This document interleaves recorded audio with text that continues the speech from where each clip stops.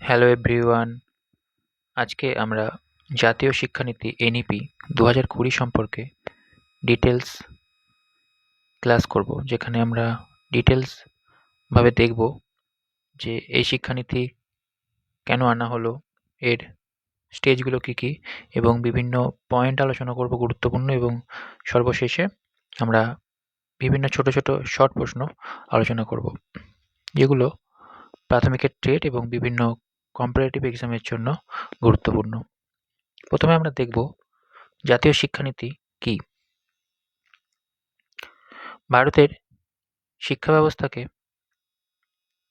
একবিংশ শতাব্দীর উপযোগী করে গড়ে তোলার জন্য 2020 সালে যে নতুন রূপরেখা তৈরি করা হয়েছে তাকেই বলা হয় জাতীয় শিক্ষানীতি 2020।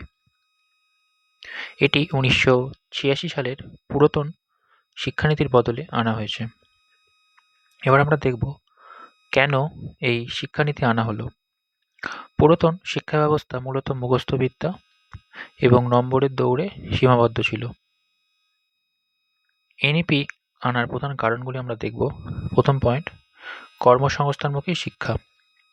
ডিগ্রি থাকলেও অনেকের মধ্যে কাজের দক্ষতা বা স্কিল ছিল না।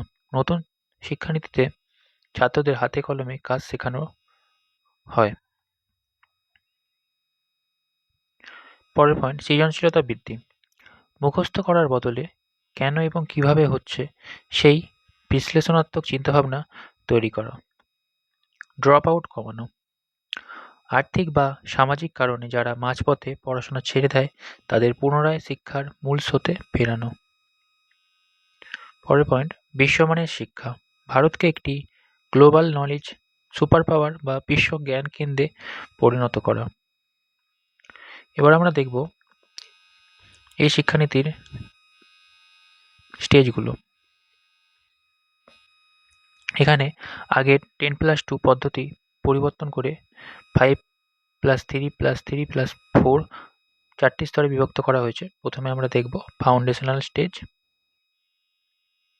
যেটা 5 বছর। এখানে 3 বছরের প্রি প্রাইমারি বা অঙ্গনওয়াড়ি, তারপর 2 বছর 1-2। এখানে 3 থেকে 8 বছর বয়সের সীমা।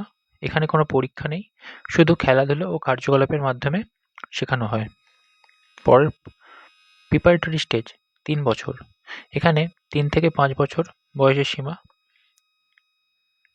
বয়স 8 থেকে 11 বছর।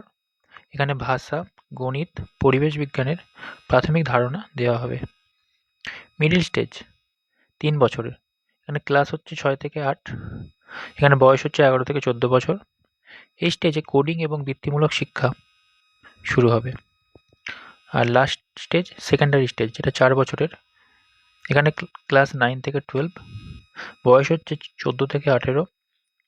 এখানে সায়েন্স বা আর্টসের কঠোর বিভাজন নেই। একজন ছাত্র চাইলে পদার্থবিজ্ঞানের সাথে ইতিহাস বা ফ্যাশন ডিজাইন পড়তে পারে।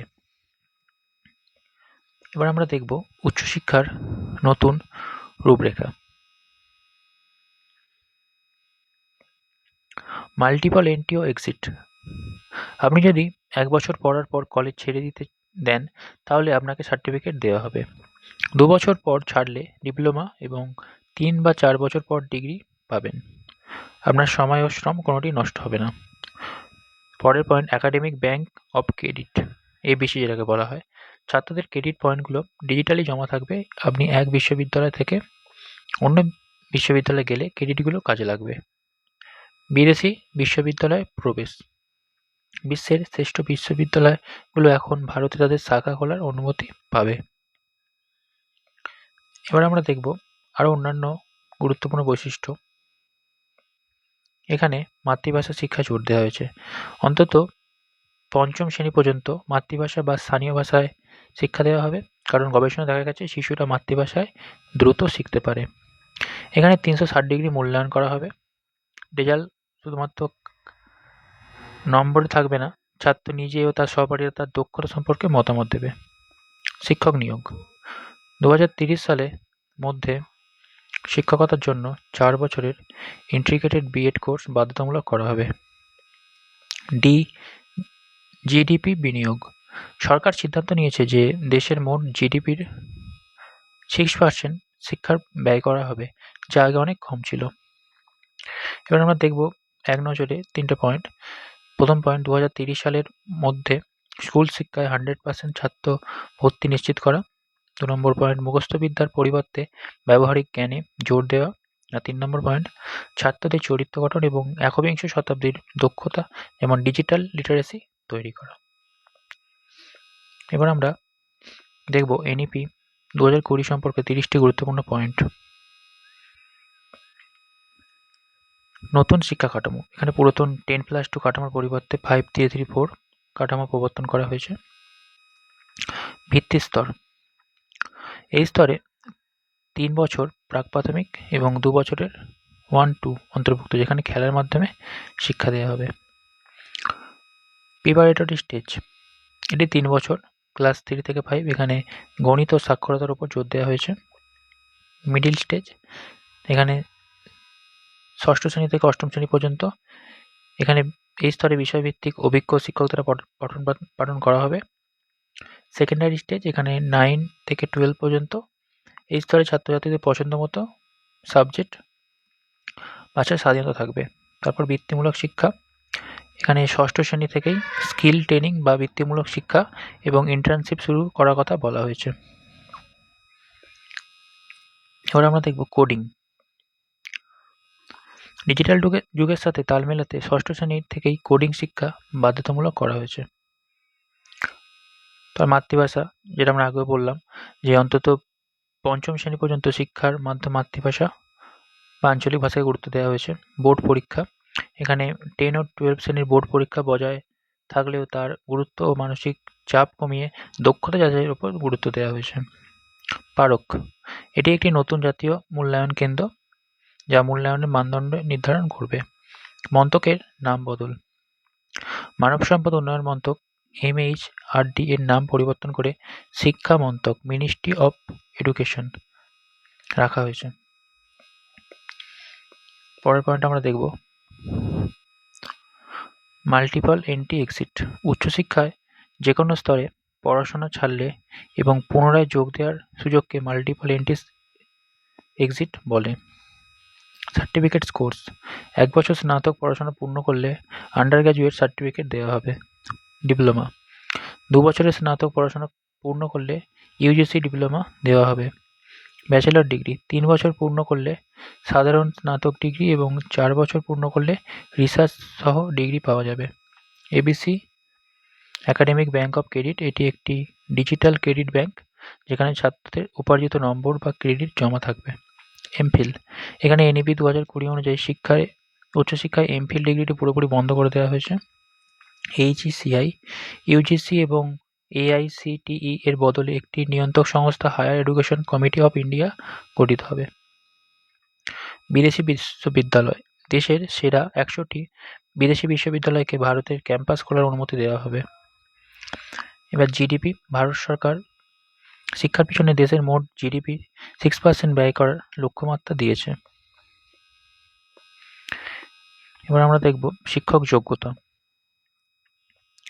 2030 সালের মধ্যে শিক্ষকতার জন্য সর্বনিম্ন যোগ্যতা হবে 4 বছরের ইন্টিগ্রেটেড বিএড জিইআর লক্ষ্যমাত্রা। 2030 সালের মধ্যে স্কুল শিক্ষায় 100% গ্রস এনরোলমেন্ট রেটিও অর্থাৎ জিইআর অর্জনের লক্ষ্য নেওয়া হয়েছে। উচ্চশিক্ষায় জিইআর 2035 সালের মধ্যে উচ্চশিক্ষা জিইআর বাড়িয়ে 50% করার লক্ষ্য নেওয়া হয়েছে। 360 ডিগ্রি মূল্যায়ন, রেজাল্ট কার্ডের ছাত্রদের পড়াশোনার পাশাপাশি তাদের ব্যবহারিক ও সামাজিক দক্ষতার মূল্যায়ন থাকবে। সংস্কৃত ভাষা, সংস্কৃতকে স্কুলের সব স্তরে একটি ঐচ্ছিক বিষয় হিসেবে রাখার প্রস্তাব করা হয়েছে। বিদেশি ভাষা, মাধ্যমিক স্তরে কোরিয়ান, জাপানিজ, থাই, ফ্রেঞ্চের মতো বিদেশি ভাষা শেখার সুযোগ থাকবে। এনইটিএফ, প্রযুক্তির সঠিক ব্যবহারের জন্য ন্যাশনাল এডুকেশনাল টেকনোলজি ফোরাম তৈরি করা হবে। জেন্ডার ইনক্লুশন ফান্ড, মহিলা ও তৃতীয় লিঙ্গের শিক্ষার্থীদের পড়াশোনার উৎসাহিত করতে এই বিশেষ তহবিল গঠন করা হয়েছে। প্রযুক্তির ব্যবহার, দিব্যাঙ্গ বা বিশেষভাবে সক্ষম শিশুদের জন্য উপযুক্ত প্রযুক্তি নির্ভর শিক্ষা সফটওয়্যার তৈরি করা হবে। সামগ্রিক লক্ষ্য, এনইপি 2020 প্রধান লক্ষ্য হল ভারতকে একটি গ্লোবাল নলেজ সুপার পাওয়ার হিসেবে গড়ে তোলা। এবার আমরা এনইপি 2020 থেকে বাছাই করা 30টি শর্ট প্রশ্ন উত্তর আলোচনা করব। প্রথম প্রশ্ন, এনইপি 2020 পূর্ণ নাম ন্যাশনাল এডুকেশন পলিসি। এই শিক্ষানীতি কোন কমিটির সুপারিশে তৈরি করা হয়েছে? ডক্টর কে কস্তুরীরঙ্গন কমিটির সুপারিশে। এনইপি 2020 কত বছর পর ভারতের পুরাতন শিক্ষানীতি প্রতিস্থাপন করল? 34 বছর পর। নতুন শিক্ষা কাঠামোর গাণিতিক রূপটি কি? 5+3+3+4। এমএইচআরডি মন্ত্রকের বর্তমান নাম কি রাখা হয়েছে? শিক্ষা মন্ত্রক বা মিনিস্ট্রি অফ এডুকেশন। নতুন শিক্ষানীতি অনুযায়ী জিডিপির কত শতাংশ শিক্ষার ব্যয় করার লক্ষ্য রাখা হচ্ছে? 6%। ফাউন্ডেশন স্টেজে শিশুদের বয়স কত ধরা হয়েছে? 3 থেকে 8 বছর। কোন শ্রেণী থেকে স্কুলে বৃত্তিমূলক শিক্ষা শুরু করা হবে? 6ষ্ঠ শ্রেণী থেকে। কত শ্রেণী পর্যন্ত মাতৃভাষায় পাঠদানের কথা বলা হয়েছে? অন্তত 5ম শ্রেণী পর্যন্ত। স্কুলে কোডিং শেখানো কোন স্তর থেকে শুরু হবে? মিডল স্টেজ অর্থাৎ ক্লাস 6 বা 6ষ্ঠ শ্রেণী থেকে। পারক কি? এটি একটি জাতীয় মূল্যায়ন কেন্দ্র যা ছাত্রছাত্রীদের পারফরমেন্স যাচাইয়ের মানদণ্ড নির্ধারণ করবে। নতুন নীতিতে রিপোর্ট কার্ড কেমন হবে? 360 ডিগ্রি হলিস্টিক রিপোর্ট কার্ডের মতো। বোর্ড পরীক্ষা 10 ও 12 কি তুলে দেওয়া হয়েছে? না, তবে পরীক্ষার গুরুত্ব কমিয়ে দক্ষতা ও জ্ঞান যাচাইয়ের জোর দেওয়া হয়েছে। প্রাক প্রাথমিক শিক্ষার নতুন নাম কি? ECCE, early childhood care and education. পরের প্রশ্ন 15 নম্বর, উচ্চশিক্ষার ভর্তির জন্য কোন সাধারণ প্রবেশিকা পরীক্ষার কথা বলা হয়েছে? সিইউইটি।